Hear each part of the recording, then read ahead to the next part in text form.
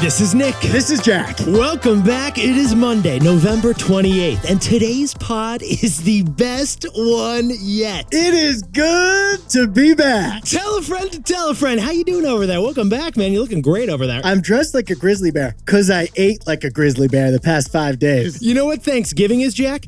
It's the ultimate adult Happy Meal. That's what it is. Yeah, Spread over 5 days. Yeah, the toy is the argument with your uncle at the end. Jack, what's our first story for today's T-Boy? Post-Turkey Day, gyms were already having their best year ever. But Planet Fitness has found the perfect price. For our second story, Toyota is the #1 car company in the world, and Toyota has a new strategy to stay #1. Here it is. Hybrid training wheels. And our third and final story is the former CEO of Peloton. He has a new startup. He does. He's doing rugs. Yeah. Like floor rugs. Because under every rug lies the dust of disruption. They should run with that. That should be their tagline. But Yetis, before we hit that fantastic post-Thanksgiving mix. Feeling full, feeling fantastic. Jack, I love this mix, man. The biggest divide over a Thanksgiving dinner table wasn't politics, religion, or money. Yetis, it's not who you voted for or your strange cousin Todd. The biggest divide yes, in this country, Jack, is over butter. Yeah, America. We aren't red or blue. It's yellow or not yellow. According to Instacart data, butter buying is freakishly regional. Besties, Jack and I can predict your butter binging based on your zip code. According to Instacart data, the top 3 butter consuming states per capita: West Virginia, Vermont, and Iowa. And the bottom 3 states for butter: Arizona, New Mexico, and Nevada. It turns out the 20 biggest butter states, we looked at the list, they're all Northeast or Midwest. Because those states were the most influenced by European culture. Every French person is 10% butter, actually. If you touch a French person, they will melt. But the South and the West of the United States, yeah, they decided somewhere to drop the dairy. Because those states were more influenced by Hispanic culture. That's right. You don't put butter in your Tex-Mex tacos. No, but you do put butter on a New England lobster roll, Jack. So Yetis, if you're buying a butter board, you're probably in Burlington, not Birmingham. Yetis, if you love Land O'Lakes, you're probably from Lafarge, Wisconsin, not Los Angeles. America, we're not really divided. Turns out, it's just butter. Jack, the honors. We love our spread. We love our butter. But most of all, we love cow udders. Let's hit our 3 stories. 15 years before this song, 2 boys from the Northeast met in the dorm. They had an idea that caused a cultural storm. It's the best one yet, but the best is the norm. Jack, Nick, that's it. I don't even think they need to practice. 50%, that's a fat tip. T-Boy City on your list. If you know, you know, cause we ready to go. We can't wait no more, so just start the show. Start the show.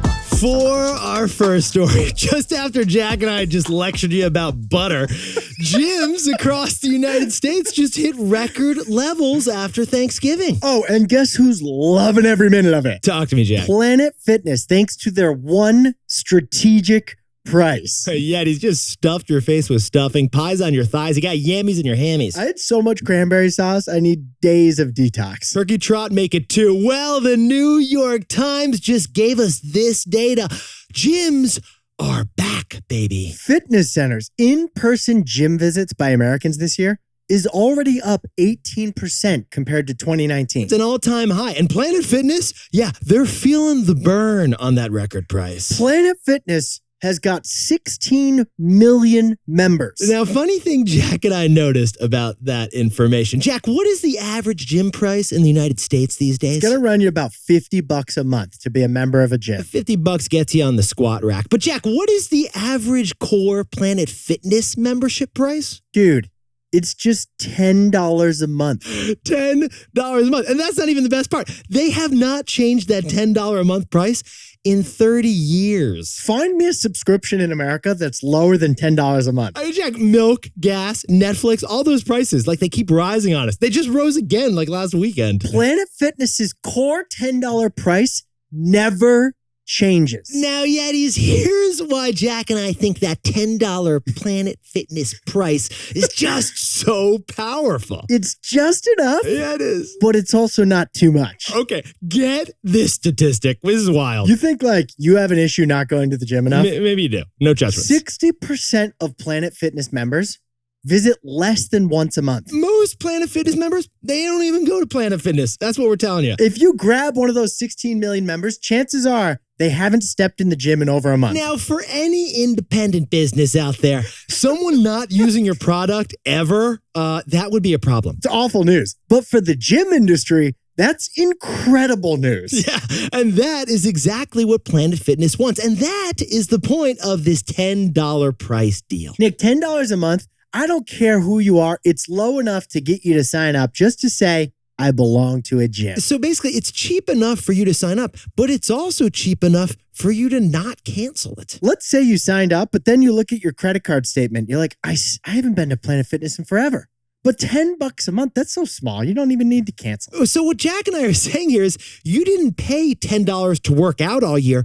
What you paid was $10 to say that you could work out all year. The Planet Fitness $10 membership, the bare minimum to say you fulfilled your New Year's resolution. Honestly, it's not about the barbells. Planet Fitness price, it's about the bragging rights. Sure, I've already had a couple beignets today, but I'm a gym member. So Jack, what's the takeaway for our buddies over at Planet Fitness? Another sacred cow that protects the profit puppy. Yeti's Planet Fitness's CEO says he won't change that $10 price. That price is key to Planet Fitness's identity. $10 a month is a 30-year-old price.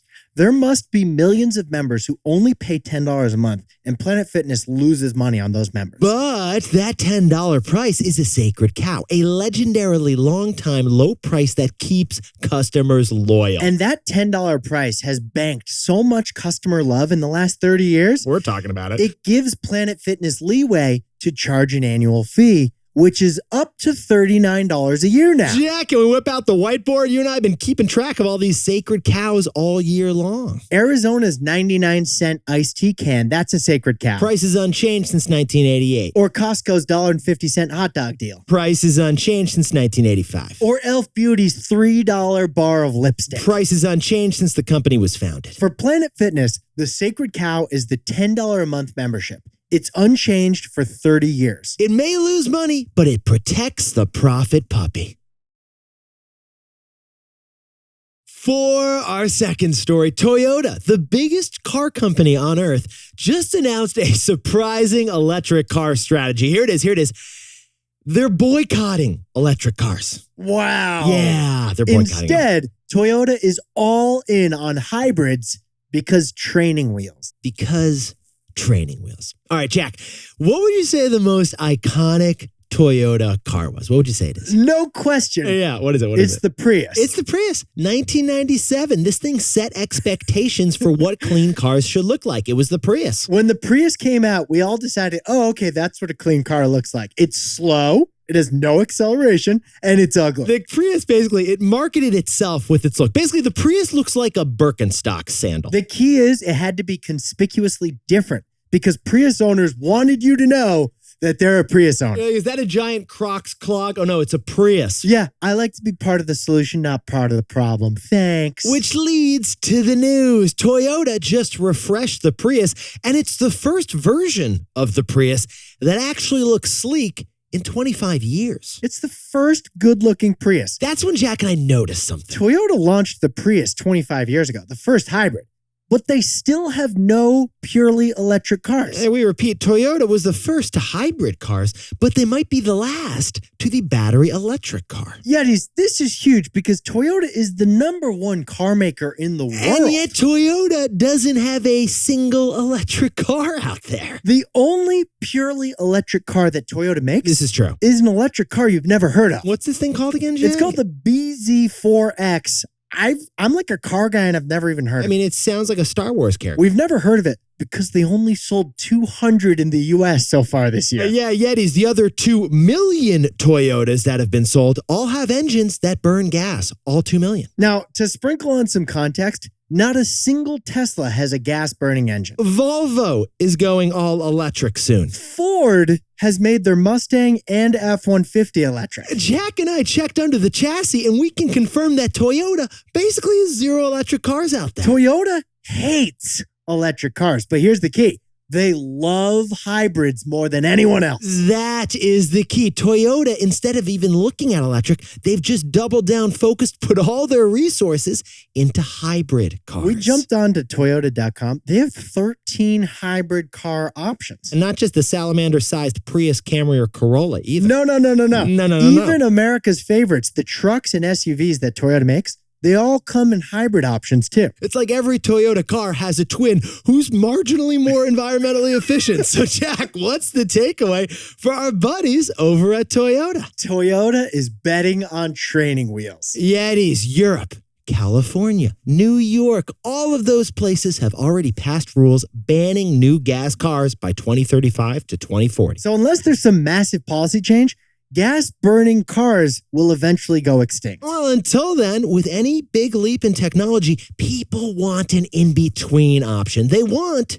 training wheels. Training wheels like hybrids, which get consumers used to electric for short rides, but have them feeling secure with their gas-powered backup. Hybrids, they let people learn electric without needing a helmet or elbow pads for each ride. During this in-between era, Toyota thinks people want an in-between option. So Toyota isn't really selling cars. Toyota is selling training wheels.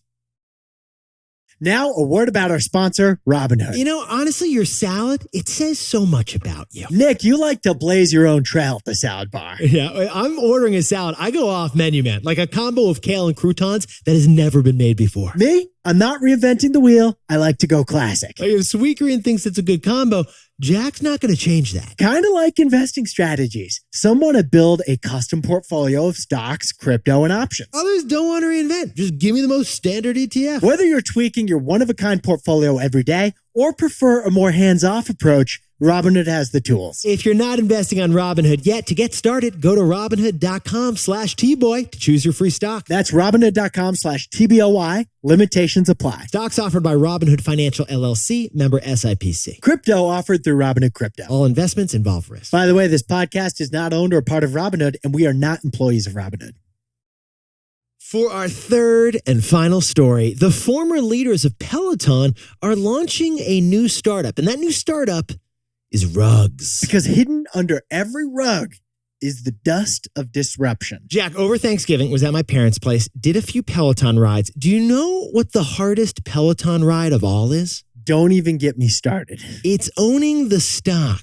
Yeah, I know. Yeah, Yetis, the Peloton stock price, it's down 90% from its all-time high. This is Nick and Jack. You know the deal. Yeah, you do. We still own the shares. And the CEO of Peloton was pushed out just a few months ago. That CEO, his name's John Foley. He was the co-founder of Peloton, and he's been unemployed for a while. So he launched a new startup, and it launches next year. And it's called Ernesta. Ernesta just raised $25 million, and Ernesta is focused on rugs. In the spring of 2023, we're going to see a new option for direct-to-consumer, custom-cut, woven rugs. Now, Jack and I should sprinkle on a little context here. Not the wall-to-wall carpet you immediately ripped out of that old fixer-upper. No. Ernesta is focused on custom-cut rugs. The kind that perfectly fit your room, like whatever the shape, because it's not a one-size-fit-all situation when it comes to rooms. So instead of 3 rugs that kind of fit your living room together, You're like overlapping them a little bit. you're going to get one custom-fit rug that perfectly fits the floor of your living room. How Yetis, the reason this is so exciting, the reason Jack and I were so fascinated with this story is because it's boring. John Foley describes the rug industry as uninteresting. Yeah, basically, this is a boring industry. That's exactly why they're so excited about it. So let's, Jack, let's do a little quick quiz here. Jack, here we go. What color is the rug in your living room right now? I think it's off-white. Oh, yeah, I think is not a full, firm answer over here. What weave do you got going on in that rug over there, Jack? No idea. Do you have any idea on the size, dimensions of this It's thing? big. Okay, yeah, we're working with Oriental weave, Persian ply, fringe knotted, what kind of stuff? I have no idea the details of the rug in our living room. Do you even know the brand of that rug, Jack? I do know that. because it was expensive. Jack, you know that you are wearing a Patagonia fleece right now, but you don't even know the rug that you're standing Rugs on. are funny because you don't look at them. You don't sit or lay down on them. You just buy them and then cover them with furniture. Oh, and on top of that, they're usually a one and done purchase. Like furniture isn't as frequent a purchase like clothing or food is. You're only going to replace a rug if you encounter one of the 3 R's of life. The 3 R's. What are the 3 R's of life, Jack? You're renovating the house, you're relocating, or red wine. What's that rule my mom has about red wine, by the way? She says never serve red wine at your home when guests are over. It's too risky. It could ruin a friendship if they spill. Spill a little bit. That rug is ruined.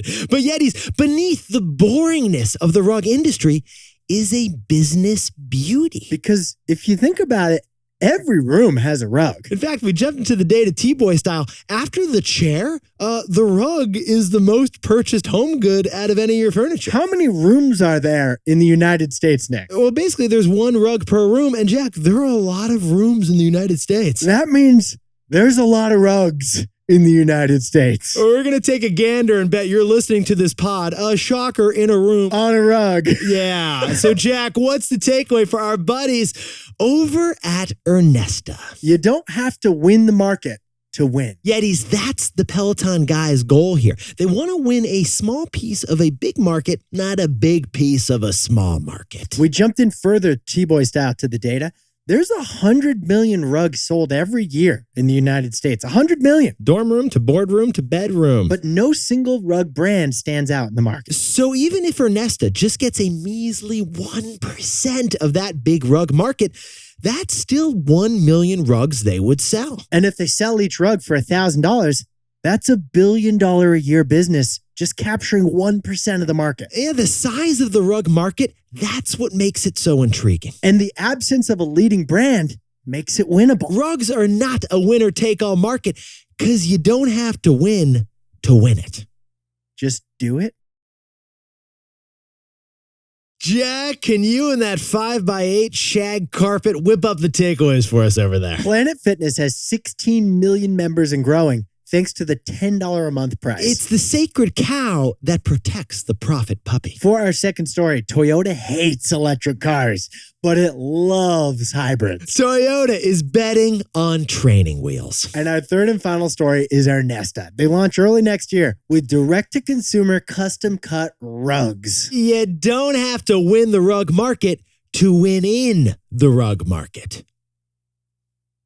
In the rug market. If you ain't first, Yeah.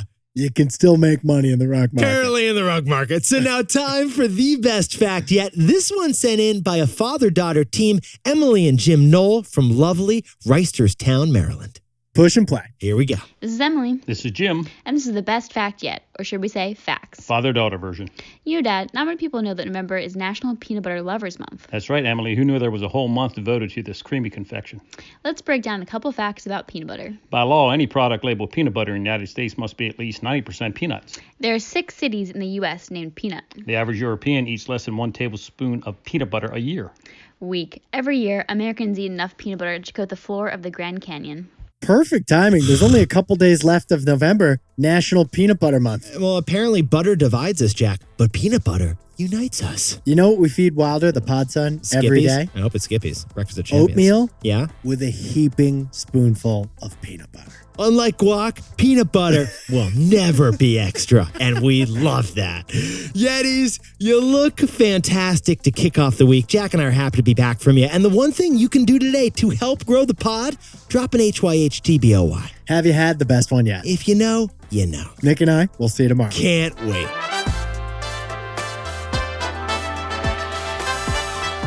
And before we go, congrats to Yeti Aunt Janie Schmitz, who celebrated 25 years serving lunch at Okanee, Illinois Elementary School. Janie, thanks for filling those bellies of all those kids for all those years. Thanks for the lunch logistics. And congratulations to Veronica Angulo, who has a new job at a startup in Bogota, Colombia. And congratulations to Courtney Andes, who just got their CPA license. And Jamie Lamb just passed his CompTIA certification over in Indiana. And happy 31st birthday to Osvaldo Cabadez in Canoga Park, California. And Shane Godin, happy birthday in Hamilton, Ontario. And happy 32nd birthday to Abi Ojakudu, just outside of Boston. And Marco Aceves, happy birthday down in Raleigh, North Carolina. And happy birthday to Hadley, the turkey girl who's turning 8 over in Los Angeles. And to anyone else celebrating something today, make it a T-Boy. Celebrate the wins.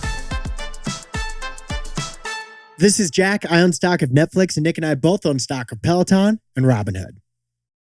Now, a word about our sponsor, Robinhood. Okay, so Jack and I both worked in finance for a while. And we know the 6-monitor Bloomberg jockey with charts, numbers, balances, and more charts. They got coffees in both hands while they're executing some complex trade on a soybean future. Well, we're not trying to impress with our mission control trading center. Just give us an app, please. Robinhood, with its mobile-first and intuitive design, it lets you trade with just a few quick taps on their app. And even if things still don't seem easy, Robinhood has your back 24/7 with its live and robust customer support. If you're not investing on Robinhood yet, to get started, go to Robinhood.com/Tboy and choose your free stock. That's Robinhood.com/TBOY. Limitations apply. Robinhood Financial LLC, member SIPC. All investments involve risk. By the way, this podcast is not owned by or part of Robinhood, and we are not employees of Robinhood.